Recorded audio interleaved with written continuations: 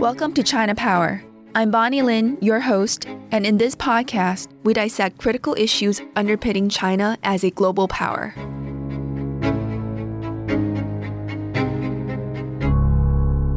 Today, I am joined by Arne Westad, who is an Elihu professor of history at Yale University.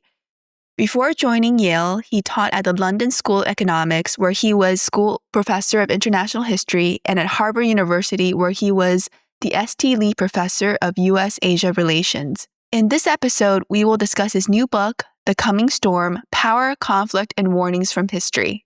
Arne, thank you for joining me. It's great to be with you, Bonnie. Always good to have a conversation. Yes. So before we get to the book, I'd like to ask you about your views on recent U.S.-China affairs and developments. What has surprised you the most in the past year?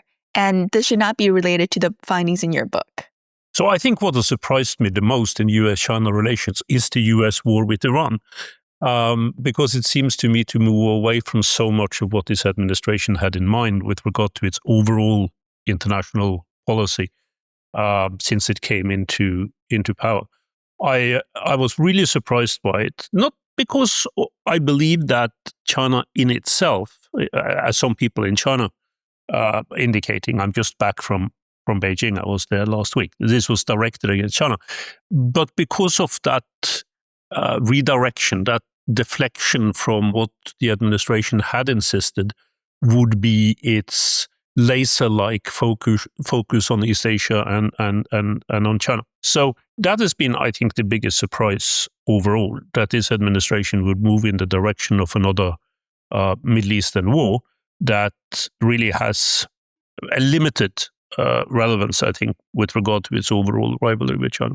But the U.S. actions in Iran actually relate to what you talk about in the book. You mentioned that great powers have been entangled in foreign wars. You mentioned that both in terms of Britain about a century ago, as well as what we're seeing now in the United States. Yeah, that's true. I mean, I think, unfortunately, this has made the book and what the book tries to say even more relevant, because the book is really about how, under circumstances of multipolarity, which I think we are in now, and we were in at the beginning of the 20th century, that creates much more complexity, much more diversity in terms of international affairs. It makes it harder to keep focus for the great powers in terms of where their real interests and preoccupations should be. And I think we're seeing some of that today as well. I mean, especially perhaps with the US war against Iran. So this is part of the message in the book, is that these wars and conflicts that go off in different directions and in different regions may, under the worst case scenario, have an impact on overall great power relations that could stimulate a conflict and eventually a war among them. So the book has a very clear call to try to settle these kinds of regional conflicts, certainly not expand them to intervention as we are seeing in Iran now, not just because of the effects of those actions by themselves, but also because they threaten to make great power relations much more complicated overall. And Arne, one of the main purposes of your book is to warn that great power war is again possible. And you just highlighted some of the ways in which there could be triggers or catalysts for great power war. But could you define or share, what exactly is a great power war? So a great power war has to do with two things. It has to do with the totality of the war, I mean, in terms of how it spreads and the dimension that it has, both territorial and in terms of intensity of conflict. And it also has to do with what happens on the battlefield, the number of people who end up dead as a result of great power war. So, as you know, Bonnie, in our world, we have seen, and in our lives, we've seen a great deal of conflict and a great deal of wars, and all of them are truly terrible. But we've never experienced great power war. We have to go back to the middle part of the 20th century to see that. And it's just 0.01% of the population alive today who've had any experience with it. And those dimensions. And I remind the readers in the book that if you use the First World War as an example, as I do, in the Battle of the Somme in the summer of 1916, during the First World War, in the first 2 weeks of that battle, as many soldiers were killed as in all wars between the end of the Napoleonic Wars in 1815 and the outbreak of the First World War. So the point here is also, in terms of great power conflict, about the dimensions of it, about the significance of it in terms of destruction. Oh, wow, that's a lot. And that relates to your point of totality of how much of the conflict is impacting not only the regions in which we're seeing conflict, but also those the countries involved. So I think what in terms of the reference that you mentioned in terms of the U.S.-Iran conflict right now, it really has very limited impact so far on the United States, and that is not what a great power war will be like. Exactly. So, and this is, I think, the part that people often get wrong. So all wars, of course, have terrible impact, but we have to be able to differentiate in terms of scale and in terms of totality. And that's why we have to be very careful with taking risks that could lead us in the direction of great power wars. So part of the argument in the book, as you will have seen, is that under those kinds of circumstances, what we should try to do is not just to reduce overall tension among great powers, but also reduce some of those immediate causes for conflict. So remember that in that terrible summer of 1914, when the world went from peace to war within a very short period of time, a war that no one expected at that moment, it was one of those local conflicts, the conflict over Bosnia, that set it in motion. And these are the kinds of things that we need to bear in mind, I think, in our own time as well, that it's really hard, even for the world's best experts in government and outside of government, to foresee what those flashpoints could be if tensions among great powers are already running very, very high and distrust is at a very high level. I do want to get to that, but maybe before that, just to remind our listeners, it would be useful to unpack what actually happened right before World War I. And you actually spent a lot of your book not only talking about history, but also talking about the parallels between history and what we have now. So you mentioned in your book that the United States is like Britain of 100 years ago. China is like Germany, Russia is today's Austria, India is today's France. Could you unpack a bit about what happened 100 years ago and why do these actors resemble what we saw 100 years ago? Of course, you have to be careful with all these kinds of comparisons and parallels. None of them are exact, but sometimes they help us think. So this book came about out of sheer irritation with the use of the Cold War parallel for our own time.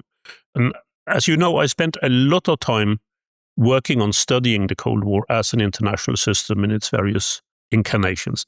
And I see very little in the world that we are living in today that reminds me of how the Cold War worked. It's not bipolar. You know, it happens within the same economic system, broadly speaking. It's not driven by narrow-minded concepts of ideology, etc., etc. So it seems to me that if we want to use historical parallels, we'll have to find something that fits the terrain a little bit better. And unfortunately, it seems to me that the late 19th century and the early 20th century, the period before the First World War, is much better suited for us to try to make some sense of what is happening today. Like our own time, it was multipolar. The leading power, which back then was Britain, today the United States, was in many ways in retreat or had decided itself that it wasn't really benefiting from the global economic system that it had set up, the first wave of globalization in the 19th century, and then started retreating from it at the same time as you had powerful new rising powers, back then Germany and the United States, challenging that international system overall. So it was a pretty combustible kind of setting, similar to what we have today. So the reason why I use Germany as a parallel to China is that Germany came out of nothing in the late 19th century and grew to become the most significant power in what was then the most important part of the world, which was Europe. Just like China has done over the past generation within what is today, in my view, the most important part of the world in Eastern Asia. So these are the kinds of parallels that I'm looking for in the book. They cannot be absolute. And I think all of them have, there are differences in terms of what happened back then, what's happening today. But these kinds of parallels, these kinds of similes in a way with regard to what happened in the past, sometimes under the best kind of circumstance will help us think. And that's what I'm trying to get us to do through this book.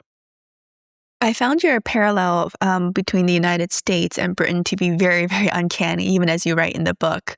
It wasn't just the parallels in terms of how Britain was in international order, but the policies between President Trump and what was happening then in Britain. But as we look at focusing particularly on the United States and China, what about the dynamics from 100 years ago that worry you the most when you look at current U.S.-China relations? I think there are two things, first and foremost. I mean, one is the rise in mutual distrust and this general conflation of issues or challenges that come together in the foreign policy of both countries. So almost everything that happens in one country that goes against the interests of its government is ascribed to the other power, right? That was exactly what the relationship between Britain and Germany was like before the First World War, and very similar to what you see today in the relationship between China and the United States. It's all because of China. One often hears in the United States, it's always because of the United States you hear in China. So that's the first similarity. The second one is with regard to very unclear policies in terms of what the two countries want to achieve. I think part of the real problem that Germany had before the First World War was that it wasn't able to define what it wanted of the international system, except, more for Germany. It wanted more for the German position overall with regard to international affairs, with regard to trade relations, with regard to global influence. But it wasn't entirely sure how it wanted to set that up and what the direction was. And a little bit similar in terms of the relationship between Britain and the United States. Both knew that they wanted to get more for themselves out of the international system that they had been the central power in creating. But they weren't quite certain how to do that and often overreacted with regard to international issues, right? Britain, like the United States today, were deflected from what I would regard as its core purposes, which would be to offer some kind of believable deterrence against war in Europe, by different kinds of colonial wars that really mattered very little in terms of the overall constellation of power. A little bit like the United States now is drawn into areas in which US strategic purpose is actually quite limited. So those are some of the similarities. There are more of them, unfortunately, Bonnie, but those are the main similarities that I see. And your book also talks about the different alliance relationships as well as Britain's willingness or, I guess, hesitation in terms of committing to other countries. Could you talk about how that also plays a role? So very often the story that we hear about the First World War is that it came about because of alliances and alliance entanglements. I think a lot of historians, myself included, would regard that as being untrue. It came about because of alliances that did not work, or at least did not work the way they were supposed to work, which is to have a deterrent role with regard to the oncoming of great power wars. It was all of those uncertainties that had been created in the alliance systems prior to World War I, which, in my view, were crucial in terms of how the war broke out. There wasn't enough believable deterrence to use those kinds of concepts.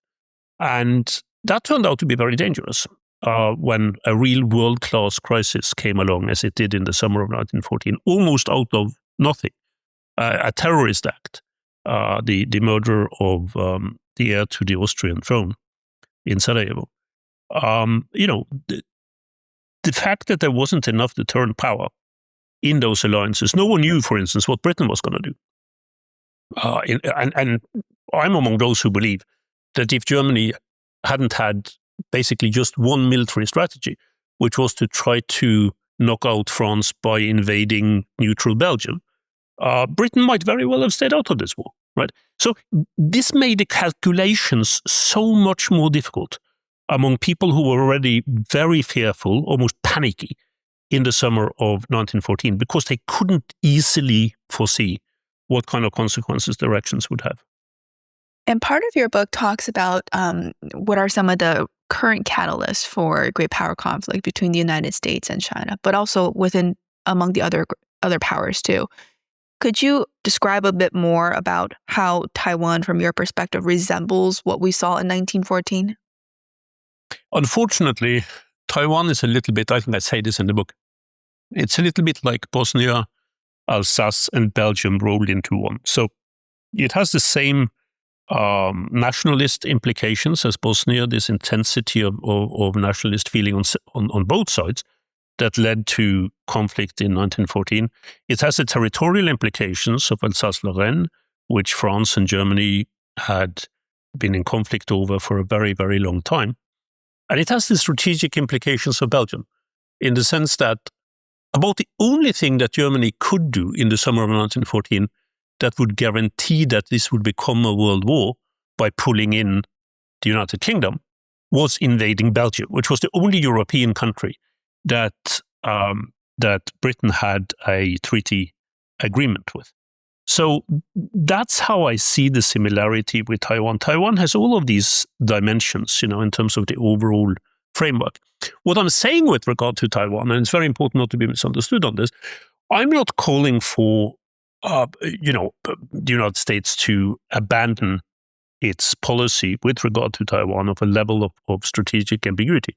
What I am saying is that it's very important under those circumstances not to give China the impression that the US commitment to Taiwan, to support Taiwan, to uphold Taiwan, is flagging, because that's one of the things that really went wrong in 1914. It was basically that the challenges, great power challenges, taught that the key power, Britain back then, had weakened to the point that they actually could carry out stuff that they couldn't carry out, or at least couldn't carry out except through global war.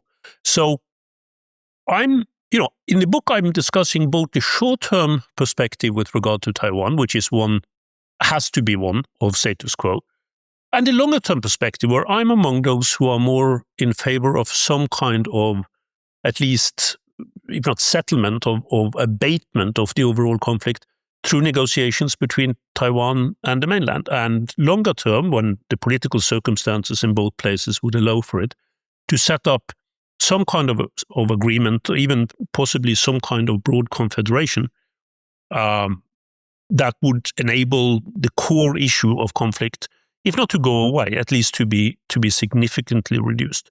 But we are not there now. I've just been talking about this in Beijing.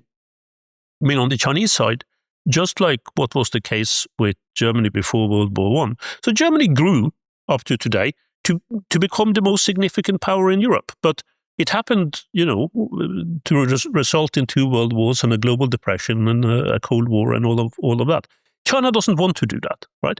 China wants to grow naturally, regionally, in terms of economic power, and for that matter, military power, into a position where it at some point does become the predominant power within the wider Eastern Asian region, and possibly then moving towards some kind of unification with Taiwan as well. But it's the timing of that actually matters.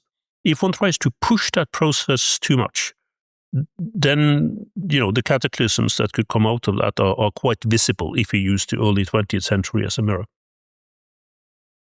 Arne, given your recent travel to China, did you get a sense from your Chinese interlocutors and colleagues that they sense that U.S. commitment to Taiwan is weakening and there might be more opportunity for them to take various types of actions? Yes. Basically what you outlined what happened in 1914. Yes. I think both in terms of U.S. commitments overall, but also in the relative sort of constellation of power, and perhaps most crucially, the development on the island itself. I mean, this is the thing that really worries me, is the number of people, otherwise sensible people, in Beijing who are now saying that time for achieving unification is running out. And they're not saying that, and I think it's very important for our listeners to get that. They're not saying it mainly because of changes in the military, overall military constellations. They are saying it because of the feeling that many decision makers on the mainland have, that in another generation, maybe even another half generation, the people of Taiwan are not going to feel Chinese anymore. I mean, one of them was saying to me, this is our real challenge. I mean, from a mainland perspective, that even if we are able to take over the island, govern the island, it would then take us a very, very long time to be able to work with people's minds so that they get, a sense of actually being Chinese, of belonging to the same nation. And that kind of thinking worries me, because that also brings us back to the German situation before World War I, where I think Germany's willingness to take risks when this global crisis came along in the summer of 1914, which was not a crisis that Germany itself had provoked.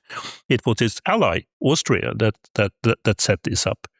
There was a willingness to take risks because there was an uncertainty whether Germany would have better opportunities to achieve what it wanted to do in Europe later, what some people call the maximum moment kind of idea.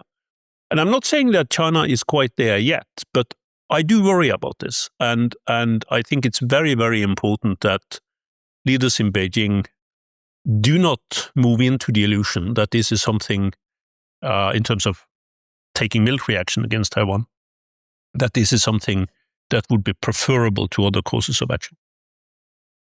And Arne, you already started talking about this. You mentioned also in the book the important roles that both fear and misperception played in 1940, as well as the role that technology played in shortening the time to think through and make decisions. Could you unpack all three factors and the role that they played a century ago and how you see that right now in U.S.-China relations?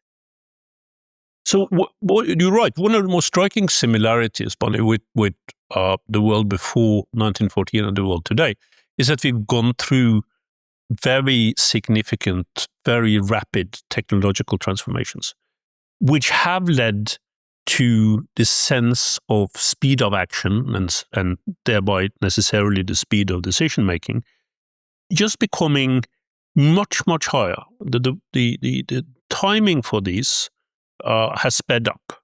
And I think there is a direct connection between that and what went wrong in 1914, which was this onset of an almost debilitating fear in late July 1914 with regard to being too late or not acting offensively quickly enough, and thereby leaving the advantages to one's opponents. And I think the coming together of those kinds of thinking, so previously existing fears and resentments, and in part through technology and military strategy, that sense at a particular point in time that one had to act very, very quickly in order not to be disadvantaged.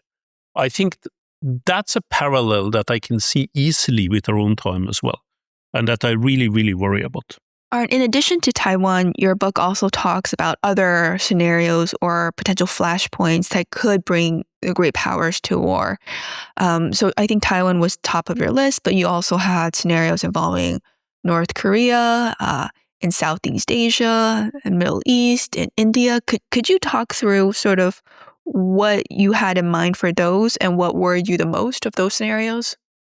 So the problem in a way, Bonnie, is that there isn't any shortage of these kinds of conflicts in today's world. In a way, there are many more of them even than existed in the early 20th century that could lead, under the worst case circumstances, to a bigger conflagration. But if we just think about Eastern Asia, I think the relationship with regard to the Korean Peninsula is one of those that worry me most, because it is one of those that no great power really has any kind of total control over, right? In terms of what happens in the north when that regime goes, or get into even more serious trouble than it is in today. And I think that unpredictability and lack of discussion, lack of conversation, even lack of understanding in a strategic sense that exists between the United States and China, and for that matter, United States, China, Japan, and Russia, with regard to the Korean Peninsula is one of my biggest worries. I could easily see in today's situation that if anything serious were to happen on the Korean Peninsula, it would be really very, very hard to keep the great powers out of that. And first and foremost, the United States and China, because so many would see that as an immediate and very acute threat. I also talk a great deal in the book about India, because India in many ways is the most striking among the rising great powers of our time. It has a great deal of development still to undertake, and probably within the next generation, it will still be quite far behind the United States and China. But it's still making its own strategic decisions and calculations with regard to its position. And of course, one of those that's very, very clear is this sense that China is out to dominate India, that it's out to put pressure on India, both through the conflict in the Himalayas and through the Chinese alliance with Pakistan. And that's why I say in the book, slightly tongue-in-cheek, that India is a little bit like France. I mean, what I mean by that is that France, before the First World War, of course, had territorial conflicts, as we already talked about, with Germany. But it also had this sense that Germany's policy was directed against France in all respects, right? That it was out to dominate France, that it was out to take advantage of France. And when I visit India, I often get a little bit of that impression with regard to India's views of China today. When you're in Beijing, you don't hear about India all that often. You hear about it increasingly and from time to time. But in Delhi, you hear a great deal about China.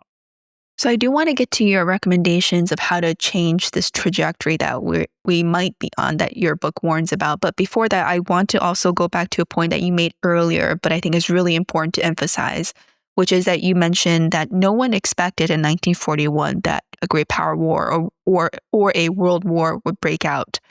But it's a variety of factors that you mentioned: the miscalculations for multipolarity, the how the alliances didn't quite work the way that they did, the fears, the fast pace of technology. A lot of these factors added together that contributed to a small spark leading to a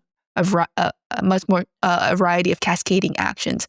Is there anything you want to add there in terms of why it's so difficult to predict, and it might not be useful for us to predict what might lead to the next conflict, but just understanding that once we have all these dynamics in place, any of these potential scenarios might be a catalyst or one of multiple catalysts?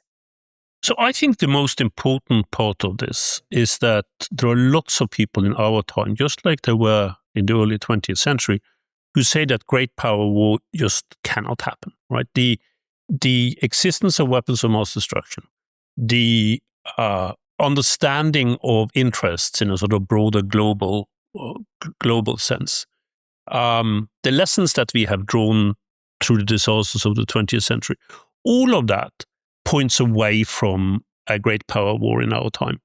And what frightens me about that, Bonnie, is that that's almost exactly what people said in the early 20th century before 1914. There were bestsellers written just a few months before war broke out, explaining in great detail why under these circumstances, for instance, the new kinds of destructive technology that had come up, aerial bombardments, battleships, long-distance artillery, poison gas, under these kinds of circumstances, great power war, it was argued, were next to unthinkable. And we, of course, have some of that. We see some of that same complacency today, that people just do not think based on the long period of great power peace that you had since the end of the Second World War, that something like this could happen again. And that's my big worry. Not because I'm certain that it's going to happen. I think we have a very decent chance on avoiding it, but we can't avoid it through complacency. We can only avoid it if we try to think about ways in which we can act on all sides to reduce the possibility for this actually happening, rather than believing that it's circumstance that leads us away from it. And one of those circumstances, of course, being a realization of just how destructive these kinds of wars are. Unfortunately, in the past, all through human history, not just in the early 20th century, we find that those kinds of beliefs are not strong enough when a real crisis comes along and tensions are already running high to avoid the ultimate disaster. And all the new technologies, Arne, that you mentioned in 1914, they were all used in the war afterwards, unfortunately. So now let's move to, I guess, one of the most important parts of your book, which is your recommendations of what we should be doing now. You've already alluded to some of that earlier in terms of, I think you mentioned earlier, the need to reduce tensions between great powers. But your book also has some other specific recommendations, or at least urgent steps that we should take. Could you share with them what they are, and from your perspective, what are some of the most immediate steps that we should be taking? I think the most important thing at the moment is to try to improve the kind of communications that we have among top leaders, and not just them getting together and meeting each other. I mean, that happened a great deal before 1914 as well. We must never forget that in three of the what became the warring states, Russia, Germany, and Britain, their heads of state were cousins. They knew each other really, really well, right? Tsar Nicholas, Kaiser Wilhelm, and the British King George. So it's more it's about the understanding of each other's strategic priorities, what could lead to war in the eyes of other powers, and try to think through those kinds of scenarios. That is what is really needed, I think, and in the upcoming summit, as we hope it will be, between President Xi and President Trump, these are the kinds of issues that need to be dealt with. Not just the surface issues, but a better understanding of where the other power wants to go. So I think that's the first part. The second part is that we need to revive, particularly under circumstances of multipolarity, some of the international institutions that were set up in the 20th century to avoid great power war. First and foremost, United Nations, which needs to be reformed, but also to be drawn on, be used for purposes of greater stability. I also think we need to look much more seriously at arms control. I mean, one of the things that really frightens me compared to the situation that led to war in 1914 is that we now seem to have learned very few lessons about arms control and confidence-building measures, which of course did work, not always as expected, but did work to some extent in raising some degree of understanding among the superpowers during the Cold War. There is almost nothing of that now, and nothing at all between the United States and China. And these are issues that I think are really, really concerning, not just because of arms control in and by itself, but also because of the broader issues that are connected to arms control, in the sense that they could have, under the best circumstances, a stabilizing effect on relations among great powers, all put together. And then finally, if I may mention, Bonnie, I think in terms of domestic politics on all sides, trying to move away from this conflation of complaints against the other, which you see so much of now. You see it in the United States and China, but you also see it in other powers, that one's problems is someone else's fault. And that was perhaps the most deadly of the perceptions in the world before 1914. It led to a very high level of resentment. Now, it's interesting to note that if you go by public opinion polls, resentments now against other nations is greater, considerably greater, than what it was before 1914. So these are all issues I think we need to deal with and take much more seriously than we do today. Can I just follow up on arms control? Arnie, do you have any specific recommendations on either what the United States or China should do in this front? You also mentioned in the book the need for selective compromises. I don't know if that's an area in which you think there should be some compromise on one end or both ends. So I think if we talk specifically about the United States and China, I mean, the most important thing is to get serious discussion about what arms control between those two countries would actually mean.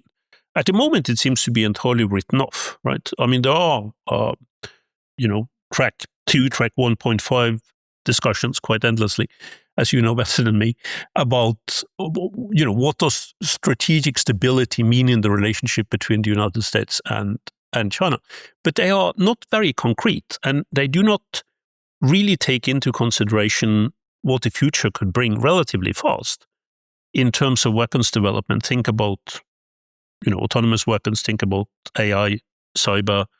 We may be moving into quantum-based military technologies relatively soon.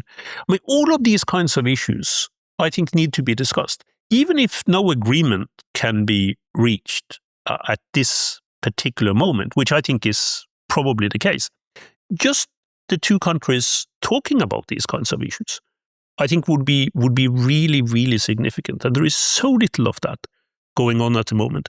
I mean, when I was in Beijing, the impression I got was that the Chinese understanding now is that the United States has no interest in doing this, just like China itself has had very little interest in doing it in the past, because of the Chinese understanding now of the United States having let its arms control agreements with Russia lapse. So we are in the worst of all worlds, I think, with regard to arms control at the moment. And any progress from where we are today, even if it's just discussions about general principles, I think is something that is much needed. And the last question I'll ask you is, your book also talks about areas of cooperation with China. I know that is probably increasingly difficult given the environments on both sides, but if you had to identify one area of cooperation which you think might still be politically feasible on both sides, what do you think that will be? I think it's very, very difficult at the moment. I think some time ago, I probably would have said that working together on issues on matters such as climate control, global pandemics, I mean, these kinds of issues that are universal issues of the kind that the Soviet Union and the United States were at least starting to take seriously as common concerns during the Cold War, that's the direction that China and the United States should go in now. I'm not very optimistic about that at this point. I think one really has to start with some of the conflict points. And there I'm slightly more optimistic. So it doesn't take more than one of these being stabilized beyond what you see at the moment, be it Taiwan, be it the Korean Peninsula, be it the Ukraine war, almost whatever. I mean, whatever kind of conflict in which the two sides can be seen as playing a constructive role, if not together, then in parallel. That's what we need at the moment to move on from the kind of scenario that we're looking at. I think my fear is that unless we're able to find those kinds of opportunities, then the relationship between the United States and China as part of this bigger great power rivalry scenarios could rapidly move in an even worse direction than what we are seeing today. And that's the kind of situation in which I would be fearful that something else, some black swan event, like what happened in the summer of 1914, could come along and totally upset the apple cart. So, yeah, I mean, the sooner we get going on thinking about what could be done with regard to some of the rather concrete issues that are there today in terms of international affairs, in which China and the United States do not define themselves as having immediate opposite interests, and maybe that there is some possibility for at least an understanding between the two sides, that they are not necessarily doomed to forever act against each other. That's what we should be looking for. That's what's needed. So let me summarize a bit. you're one of the world's leading historians of the Cold War and a leading historian in general. But what you're arguing here in your book, which I highly recommend to my listeners, is that Cold War is not the best analogy for understanding U.S.-China relations, but instead looking at dynamics in the lead up to World War I in around 1914 is the best to understand what is happening right now and is most similar to the multipolarity that we're entering. And Arne, you mentioned earlier that if we do see a great power war, it will be a total war and it will be of a scope and scale that we haven't seen for quite some time. And in particular, you mentioned that the deaths in just the first 2 weeks of World War I exceeded the deaths in the 100 years before that. So we're talking about a war of a scale and magnitude that the world was not ready for 100 years ago. And when you talked about what people expected, most leaders in any of the great powers at that time did not expect war to occur, and they expected many of the tremendous technologies that had been in development before then to actually prevent war from happening. But in reality, what happened was all those horrible technologies like poisonous gas were used in World War I. So now what I want to leave you with, Arne, is what would a total war and great power war now look like? If you could sketch that out a bit for our listeners, just to give them an understanding of what you're actually talking about now. So it would lead to millions and millions of deaths. It would lead to the global economy, global situation overall, be set back by at least a generation. It would mean a chain of suffering, which would last for several generations. I mean, in my view, it took at least 3 generations before the suffering that was rooted in World War I was extirpated. I think these are the kinds of scenarios that we are looking at. One of the most terrible things that happened as a result of great power war in the early 20th century wasn't just the death and destruction, the kind of, leaving to our children attempting under the worst possible circumstances to put the pieces together. It was that people who came out of that war, even people who hadn't fought in the war, believed that the world was a terrible place. And that what you had to do was to arm yourself, to watch your neighbors, to just be very distrustful of how the world worked overall.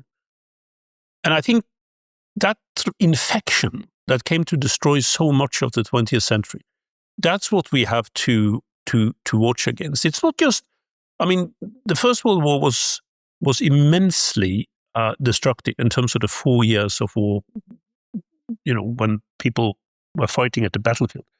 But it was the later effects.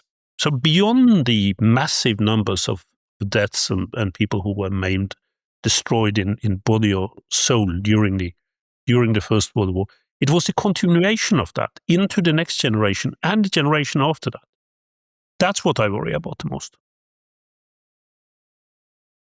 Arne, thank you for this very sobering assessment and for writing a book that points out these parallels, and for the warning in your book that we need to be very cautious and, if possible, make sure to prevent another great power war from occurring. Thank you very much for joining me today. Thank you, Bonnie. It's been a pleasure.